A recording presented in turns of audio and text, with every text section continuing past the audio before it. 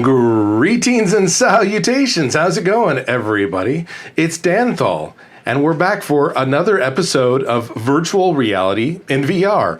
Virtual Reality in VR is a show about virtual reality in virtual reality. You can watch this in your VR headset if you're not already. We go on YouTube and DOVR and Meta TV. Anyways, how's it going? This is like episode number 18 of the Virtual Reality in VR podcast kind of thing I got going on. We're talking about the Meta Quest 2 and about video games and stuff.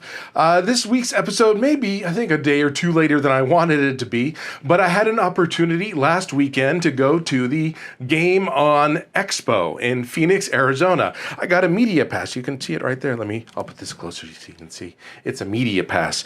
They let me bring my VR cameras and my Meta Quest 3 into the convention and record and capture stuff. So if you're watching my channels, you probably see the video before this is a pro wrestling video, which is a lot of fun. I saw them up there doing some wrestling and I was like, ooh, I need to get my cameras in there. So I got my camera stand and I was over there. I'm like, hey, can I go behind the scenes and get my camera up there and capture some pro wrestling going? He's like, yeah, but I need you out of here by the end of the bell. And I was like, oh, absolutely. So I got my camera and I set it up. I got that. And that was really exciting for me. So that was the last video that's on these channels.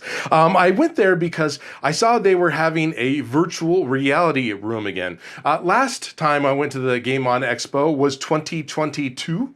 Yeah, and I took the VR cameras there, and there was definitely some VR presence on the floor doing their things, but they had a whole room of just VR demos and everything, and I saw they were having an East versus West VR competition to where basically they had a simultaneous convention that was going on the East Coast, and then they had this West Coast convention, and the idea was is people come in and they submit their scores, and whoever has the highest group of scores or whatever would win the East versus West competition. It ends up that the East had some internet issues communicating back and forth and everything. So they weren't able to verify scores. Anyways, I went there and competed. At the end of this video, you can see a video of me playing some Synth Riders. I was playing Dust to Dust. I'd actually practiced because I wanted to get a high score and do well. So I went in there, I did my turn. I also went to the rest of the convention. You have to excuse me, I'm sweating in here. It's a little bit hot when I turn on the lights and everything like that. It's only going to get worse when the show is in the middle of summer. I'm going to have to move all of this stuff back out and get my portable air room conditioner to cool this down because it's hot here in Phoenix and it's like the first couple days of spring. But I went to the convention. I captured a whole lot of game footage of people playing games and doing things of the Game On Expo, and that was very exciting. I always love covering that. There's already videos of me covering the convention previously, so if you want to go see that now, you can see the 2022 videos. Oh, I got to unlock my phone. Yeah, so, the one thing that I wanted to talk about that was funny is I know when the Apple Vision Pro first came out, a lot of the first content creators, the influencers, wanted to put on the VR headset and go out there and see what it's like to play around in New York City with this augmented reality experience of you can sit and watch a YouTube video and walk around and do things and kind of mixed reality interactions. I just took the headset and put it on and hit the record button and let it go. It was really funny because everybody saw it. They recognized it as being a virtual reality headset, but they're like, hey, is that the Apple Vision Pro? And I'm like, nah, bro, this is the Quest 3. And I espoused the many fun things you can do with the Quest 3. I did that. If you've watched the Virtual Reality in VR show, you know that I play with my Quest 3 every single day. I get a workout in there. I have calorie goals and minute goals that I'm crushing, doing really good at that. So I used my time to do my VR exercise, my gamercising, by walking around the floor, basically the vendor's floor of the Game On Expo. So that was really fun, just walking around in augmented reality. for extended periods of time. I brought extra batteries just in case I needed them, but I didn't. But that was fun. There's a video, I'll put a link to it, of me walking around the headset and talking to people. So it was just fun to do that in a virtual reality experience.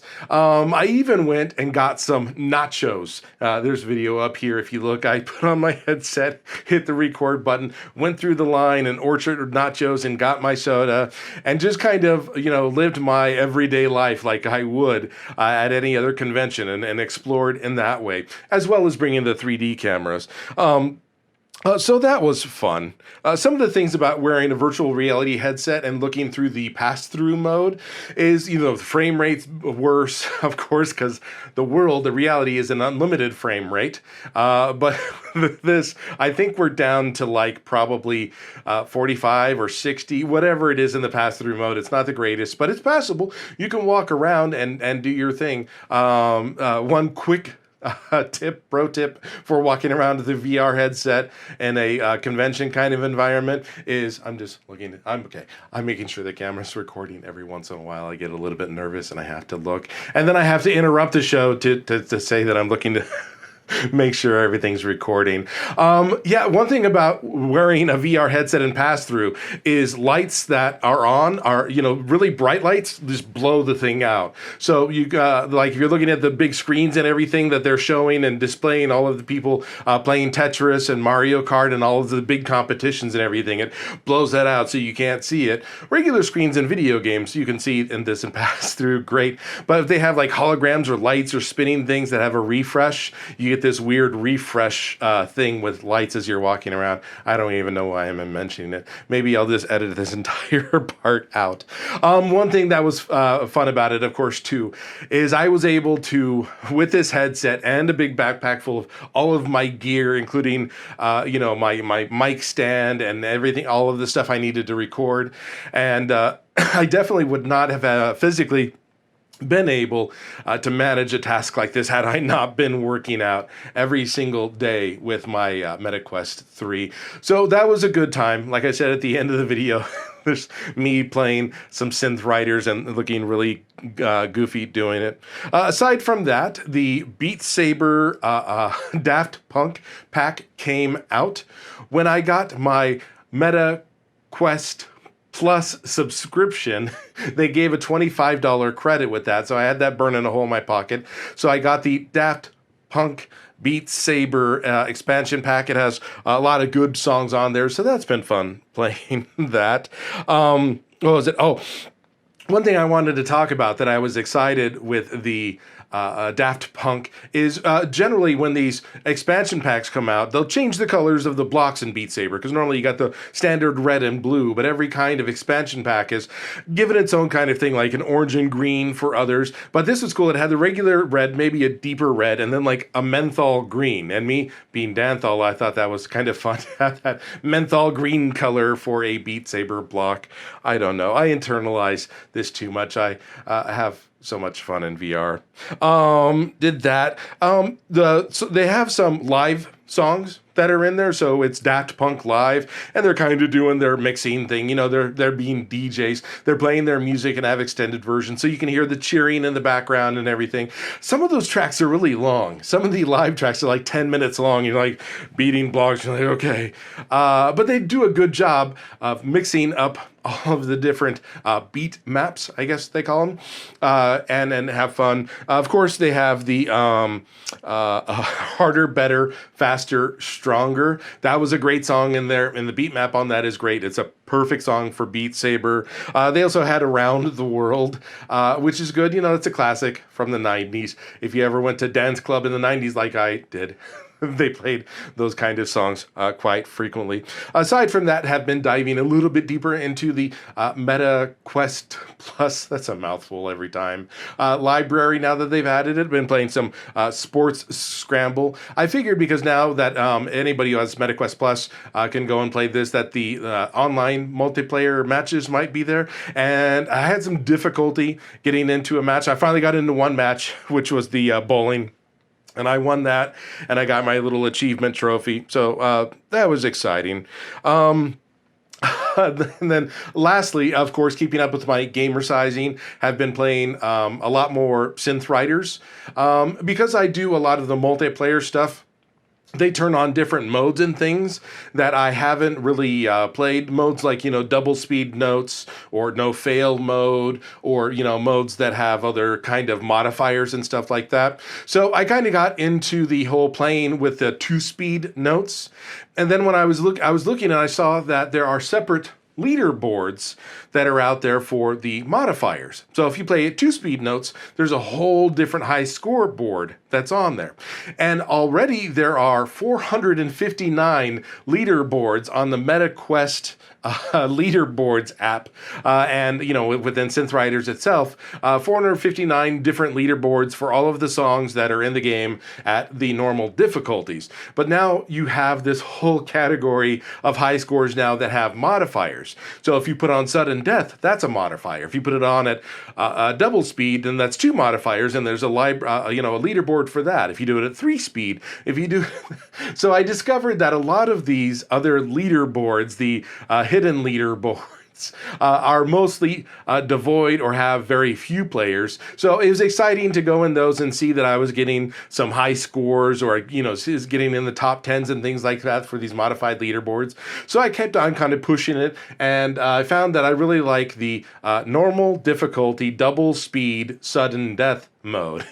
And so far in that, I've placed 5 world first high scores, which means I'm the first person to have beaten the game at double speed normal with sudden death on. And I got 16 different high scores aside from that. So 16 high scores globally and 5 world firsts. And there's a whole 459 times all of these modifiers. There's some really big extended leaderboards that are out there. So my goal now is to see how many of those I can get to beat number 1 or world first for the scores for those modifiers. And I'll keep you up to date over here. You can see the scroll of all of the high scores that I've got so far. Right now I'm focusing on some of the 2x normal sudden death, and sudden death means, of course, if you miss a single note, then the song's over and you have to start over. So it adds that extra element of you could possibly fail and have to start the song all over, which I've done a couple times, and it's always heartbreak, you didn't get it, but you can start it over and do that again. So I'm going to go through all of the normal double speed sudden death, and then after I do that, I'll do the normal triple speed sudden death and see how many high scores I can set there, and then move on to the double speed hard sudden death, triple speed hard sudden death, and kind of see where we can go from there. If I get desperate and I want to see if I can start breaking into the hundreds of high scores, which I plan on doing, then I'll delve in maybe even into the stupid stuff like the easy triple speed sudden death, and see how many of those leaderboards I can fill up, which will be fun because somewhere on Kluge's servers, I think that's the name of the company that makes this, Kluge, who makes Synth Riders, I'm going to fill up their empty leaderboards. My name's going to be just populating all of this in some database somewhere. I don't know. I'm easily entertained when I see something like that. It's fun. It's something to do. It adds a little bit to see a high score every time I beat a song, or close to every time I beat a song. I can hit the pause button and then hit the snapshot and take a snapshot of it and collect it and report back into the show and see how many number 1s I can get on these modified leaderboards, sudden death mode. Either way, we'll tidy up the show here at the end. We'll be back next week, and I'll talk about more games that I'm playing and more experiences that I'm having with my MetaQuest 3 and virtual reality. Have a good one. Bye.